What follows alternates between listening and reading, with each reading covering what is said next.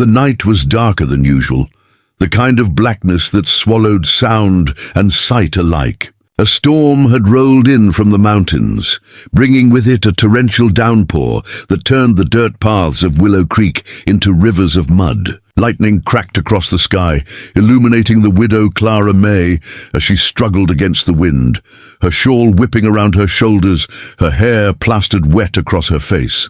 She had been out tending to her animals when the fence broke beneath the strain of the storm, and though her body was weary from weeks of labor, she fought against the elements to keep what little she had left safe. Her late husband's farm had become her burden to carry alone, and every bolt of lightning seemed to remind her that she was one woman standing against the weight of the world. By the time she stumbled back toward the house, her dress clung to her frame like a second skin, every step heavy with mud. The creak of the old porch greeted her like an old friend as she collapsed against the railing, the rain hammering down on the tin roof above. She wrapped her arms around herself, trembling from cold and exhaustion. But it wasn't just the storm outside that had left her soaked through. It was the storm inside her chest, the relentless ache of grief and longing that she had hidden for too long. She leaned against the wall of the house, whispering a prayer she wasn't sure anyone heard anymore.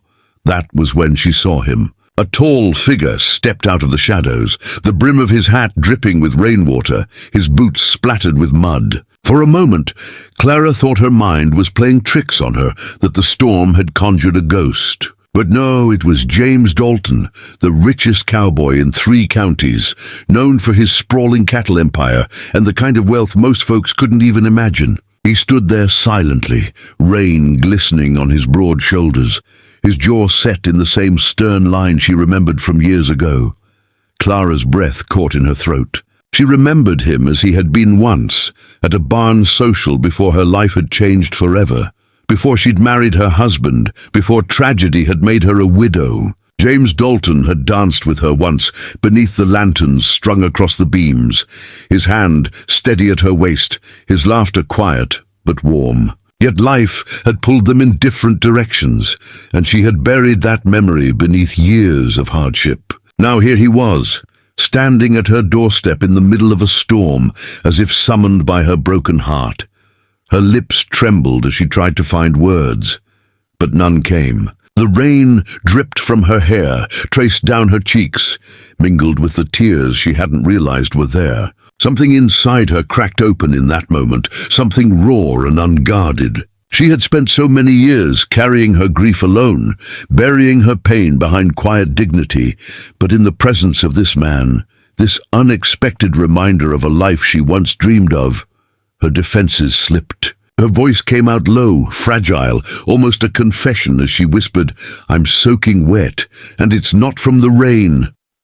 James froze at her words. His chest rose sharply, his eyes narrowing not in anger but in something far more complicated. Recognition, longing, maybe even sorrow. For a long moment, the storm filled the silence between them, the steady drum of rain against the roof echoing the unspoken weight in their hearts. He had come to her door for reasons he couldn't fully explain, drawn by a force he hadn't allowed himself to acknowledge. He was a man who had everything in the world except the one thing he secretly craved, connection. And in Clara's trembling whisper, he heard his own loneliness reflected back at him.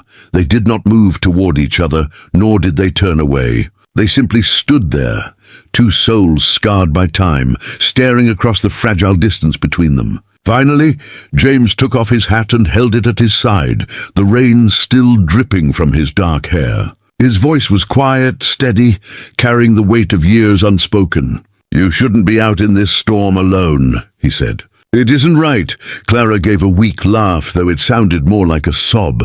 "I've been alone a long time, James. A storm is the least of it." Something in her tone hit him like a strike to the chest. For years, he had built his life on discipline, order, and control. He ran cattle drives, managed men, and kept his family's empire growing. But all of it had come at the cost of walls so high, no one dared climb them. Now, looking at Clara May, fragile yet unbroken, soaked yet still standing, he felt those walls tremble. The two of them sat down on the porch, side by side, neither speaking for a long while. They listened to the rain's rhythm, to the far-off roll of thunder, to the quiet creaks of wood around them. Clara closed her eyes, breathing slowly, her body finally letting go of the tension she'd carried for months. She didn't know why he was there, and part of her didn't dare to ask. All she knew was that for the first time in a long time, she didn't feel completely invisible. But the storm outside wasn't the only storm waiting to break. The very next morning, Clara received a letter from the bank, a notice that her land would be seized if she could not pay the debt by the end of the month. Her hands shook as she read it, her stomach turning cold. She had fought so hard to keep her husband's land alive, to preserve the little legacy he had left behind, and now it was slipping away. She thought of James then, his presence lingering in her mind like a shadow she couldn't shake. She wondered if he had known something, if he had come to her porch, because fate had whispered a warning neither of them could ignore. Across town, James himself faced his own unraveling. Word had reached him that some of his most trusted ranch hands had been stealing cattle, funneling them off in secret, and selling them under his nose. For a man like him, whose pride was built on control and loyalty, the betrayal was like a knife to the back. He felt the ground shift beneath him, the certainty of his empire crumbling. For all his wealth, for all his power, James realized he was not untouchable. The paths of the widow and the cowboy had crossed at the edge of a storm, but now both found themselves standing on the brink of battles they could not win alone.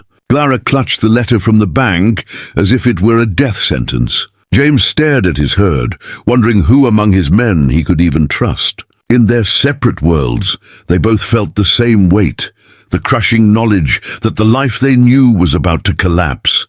And somewhere deep inside, though neither of them dared say it aloud, they knew the storm on that porch had not been the end of their story. It had only been the beginning. The days that followed the storm seemed heavier than the clouds that had hung over the valley. Clara May rose each morning before the sun, her hands raw from pulling weeds, her back bent from lifting more than her share. She clung to the routine because it was all she had left, though she knew the farm's fate had already been written on the crisp white paper of the bank's notice. She read it again each night, sitting by the faint light of a lantern, the words blurring as her eyes filled with tears. A month, that was all the time she had. A month to either save what was left of her husband's legacy or to watch it slip into the hands of strangers.